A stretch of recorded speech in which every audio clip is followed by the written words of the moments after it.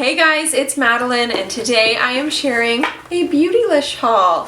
Have you ever shopped on Beautylish? Because I've seen a ton of great brands sold on their website, but I've never actually taken the plunge.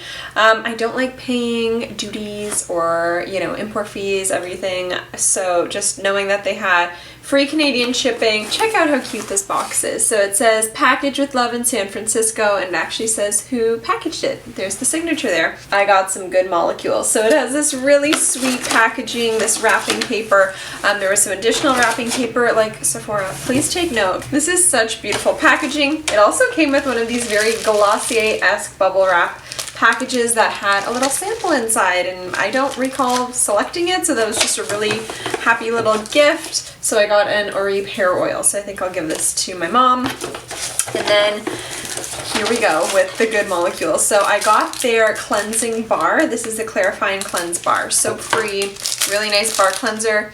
Had great reviews. It smells very earthy, and I just love this like pebble shape. So cheap, you guys. Everything was like $7 to $15 it felt like from the Good Molecules line. Very ordinary-esque from, Deciem, that standpoint. So yeah, that bar will be good even with my Clarisonic brush, just to suds it up, or even to take on vacation. So I also got this pineapple exfoliating powder formulated with fruit enzymes, vitamin C, and rice powder to soften, brighten, and gently exfoliate.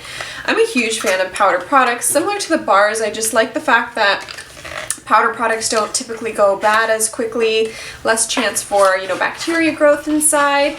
This packaging is so cool. So it's just a powder product, again, great for traveling. This reminded me of the Amore Pacific Treatment Enzyme Peel, which I freaking adore. I haven't repurchased it after the first time I bought it, but it really worked great. So I'm not sure if this is going to have the same kind of,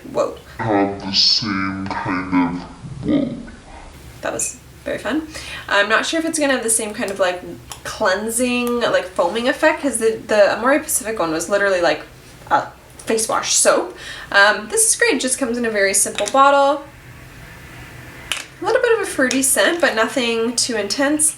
It's so pretty. This is a bottle I could even see myself reusing with the nice amber glass. Very, very cool.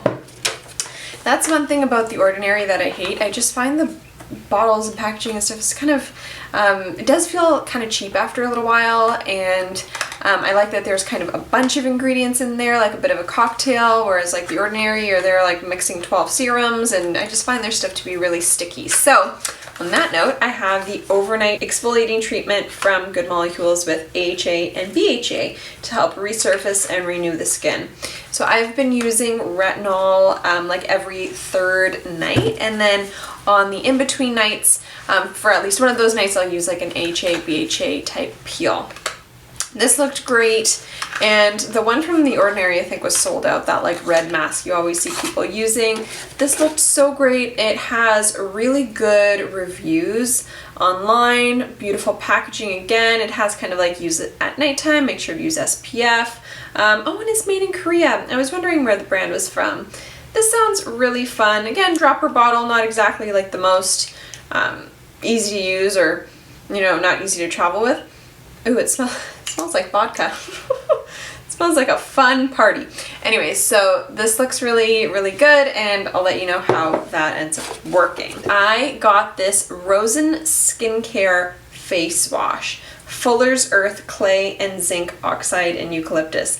This looks like homemade. I love it, and this is actually a Black-owned brand. I think it's really cool how Beautylish highlights people of color and brands that probably wouldn't have gotten the same airtime as a lot of the more popular brands out there. So even the fact that I'm shopping from a Korean brand, it's just really cool to steer your money away from the L'Oreals and other brands that are owned by your typical rich white person. So it's really cool that they do highlight that, and it just made me feel really good about trying a new brand. So I like stocked up my bag with like 5 Rosen Skincare products, and I'm like, okay, gotta pull back the reins here and maybe just try one. A creamy, slightly foaming cleanser makes for a powerful wash against breakouts. Hello, do you see this?